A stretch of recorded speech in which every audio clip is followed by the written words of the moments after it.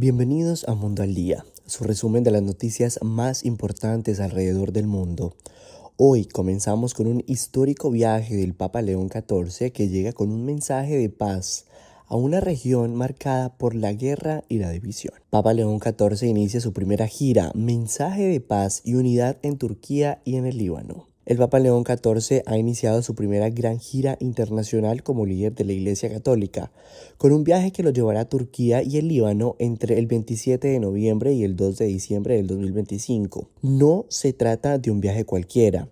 Coincide con un aniversario número 1700 del Concilio de Nicea I, uno de los momentos más importantes en la historia del cristianismo. En Estambul, el Papa se reunirá con autoridades civiles y líderes religiosos y tendrá un encuentro histórico con el patriarca ortodoxo Bartolomé I. Este gesto busca enviar un mensaje claro, que a pesar de las diferencias entre católicos y ortodoxos, ambas iglesias comparten una misma fe en Cristo y un mismo deseo de unidad. El Vaticano ha explicado que la intención de esta gira es reafirmar que a pesar de nuestras diferencias somos uno en Cristo y recordar el espíritu del Concilio de Nicea celebrado en el año 3025, cuando la Iglesia buscó unificar su doctrina en medio de divisiones internas. Hoy, 1700 años después, León XIV intenta proyectar ese mismo mensaje en uno golpeado por conflictos, radicalización y guerras. En el Líbano, el Papa León XIV visitará el lugar de la explosión del puerto de Bernuit en el 2020,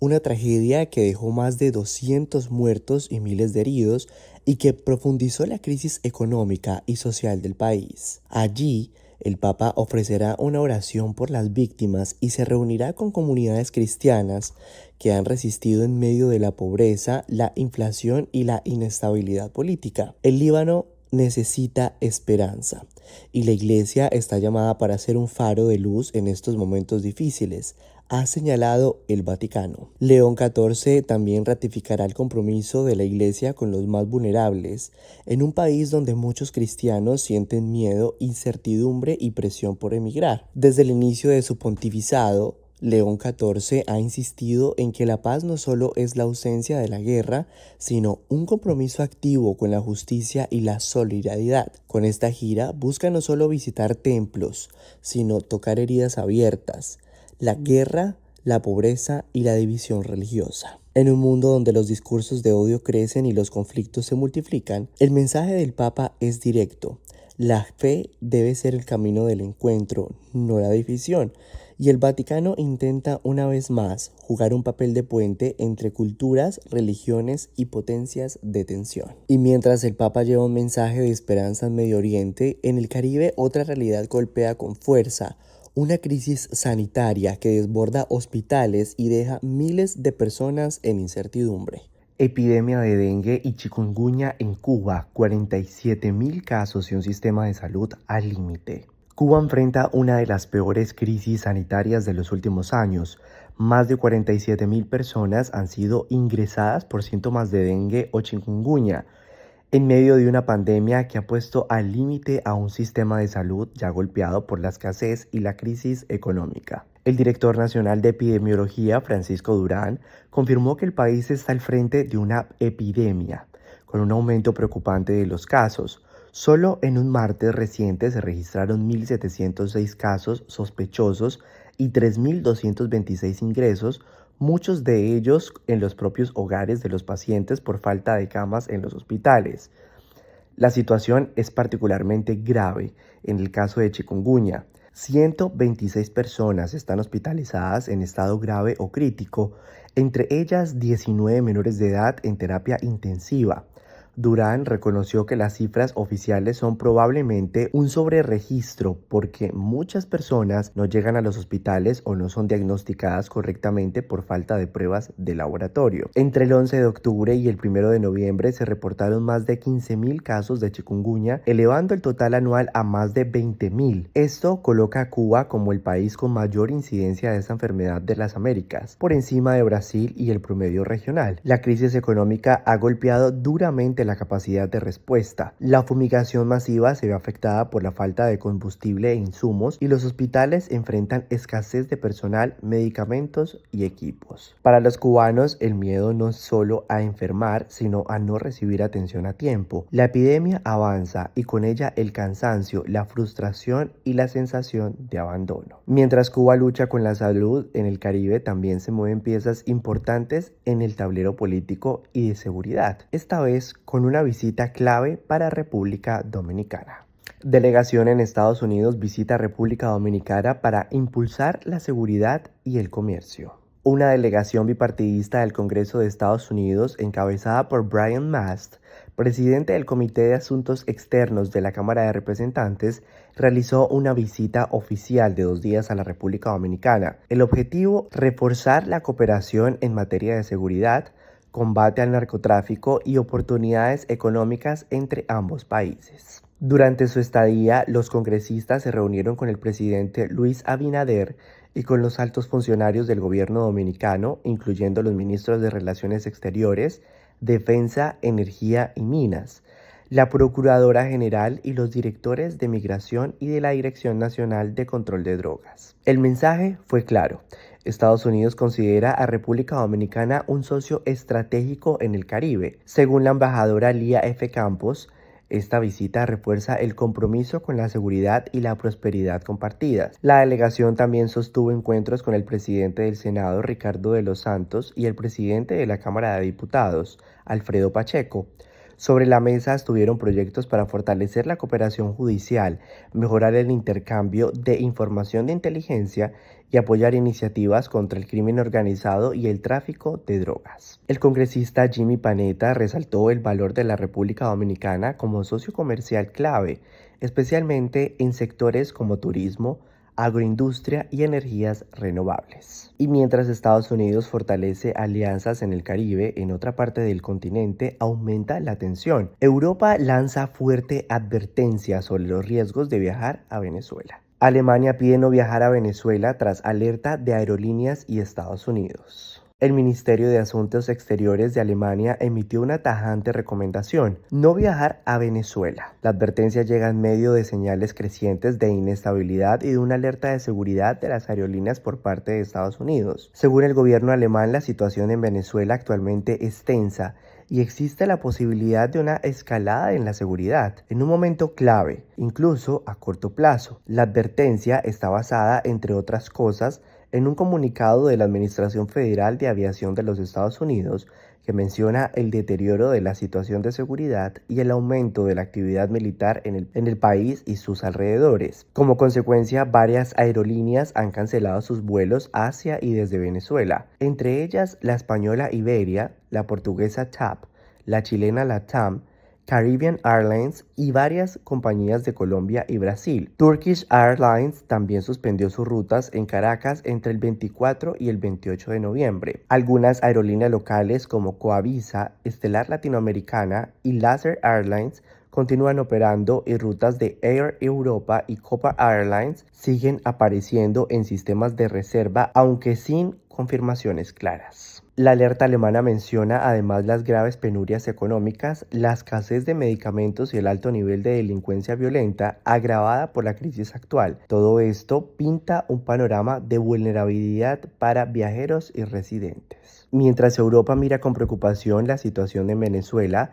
en Nueva York otro tema sensible sale a la luz: documentos ocultos sobre las toxinas del 11 de septiembre. Sindicato del FDNY exige respuestas tras hallazgos de 68 cajas con documentos sobre toxinas del 11 de septiembre. En la ciudad de Nueva York, el sindicato que representa a los bomberos está exigiendo explicaciones contundentes. La razón: el hallazgo de 68 cajas llenas de documentos sobre los peligros de toxinas presentes en zona cero tras los ataques del 11 de septiembre del 2001. Durante años, las autoridades dijeron que no existían registros sobre lo que se sabía entonces sobre el riesgo de la salud para los rescatistas y las personas que trabajaron en los escombros. Sin embargo, estas cajas con decenas de miles de páginas demuestran que la información sí existía, pero bajo llave. Andrew Ansbro, presidente de la Asociación de Bomberos Uniformados, fue directo, por comillas. Muchos bomberos tomaron decisiones médicas cruciales basados en garantías oficiales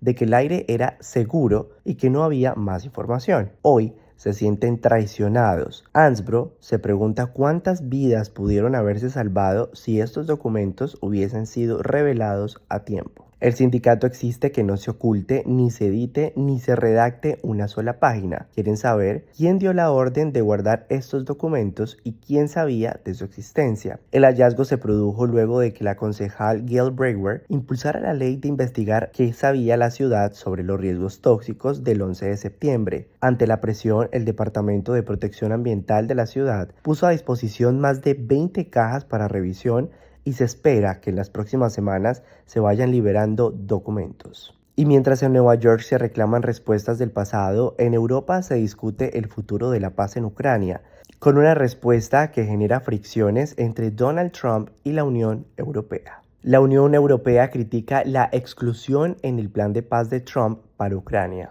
En Bruselas, la Unión Europea ha manifestado su malestar con el plan de paz propuesto por Donald Trump para Ucrania. Según fuentes europeas, el bloque no ha sido consultado adecuadamente y muchas de sus contrapropuestas fueron ignoradas durante las negociaciones. El plan, que inicialmente contaba con 28 puntos, fue reducido a 19 tras una reunión en Ginebra. Sin embargo, la versión final sigue basándose casi por completo en el documento elaborado por Estados Unidos, sin incorporar plenamente las preocupaciones europeas. Entre los puntos principales del plan de Trump se encuentran frenar la expansión de la OTAN, levantar gradualmente algunas sanciones a Rusia, convocar elecciones en Ucrania y en un plazo de 100 días, posibles concesiones territoriales en Moscú y una reducción significativa del ejército ucraniano. Tanto Turquía como la Unión Europea consideran que estas condiciones comprometen seriamente la soberanía en Ucrania. Para muchos, equivalen a premiar la agresión militar con concesiones políticas y territoriales.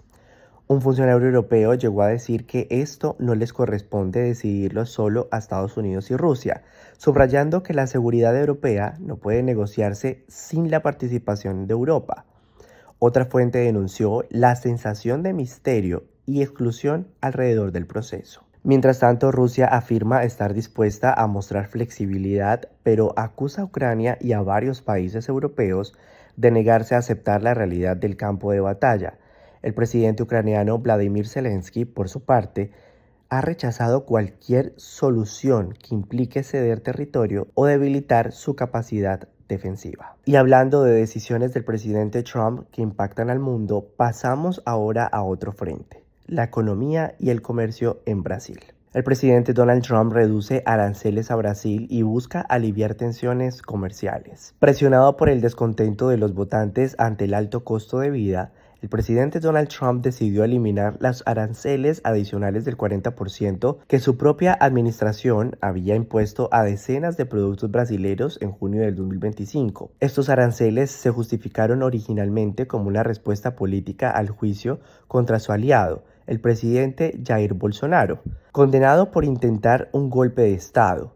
Pero la medida tuvo un efecto directo en el bolsillo de las familias estadounidenses. Encareció alimentos básicos como la carne, el café y las frutas, además de generar fricciones con Brasil. Tras meses de tensiones y negociaciones, el presidente brasilero convenció a Donald Trump de que los aranceles perjudicaban a ambos países y que en reuniones en cumbres internacionales y en llamadas privadas, Lula ha insistido en que el comercio debía ser un puente y no un arma política. La orden ejecutiva de Donald Trump exime el arancel adicional a más de 200 productos, entre ellos café, carne bovina, frutas tropicales como bananas, piñas y mangos, además de ciertas verduras frescas. Brasil, como principal proveedor del café en Estados Unidos, recupera así competitividad en un mercado clave. Y si Donald Trump ajusta su política comercial, también está moviendo fichas en el terreno político interno, especialmente en una ciudad que ha sido símbolo de la historia personal y empresarial de Nueva York. Trump se reúne con el alcalde electo de Nueva York y promete ayudarlo.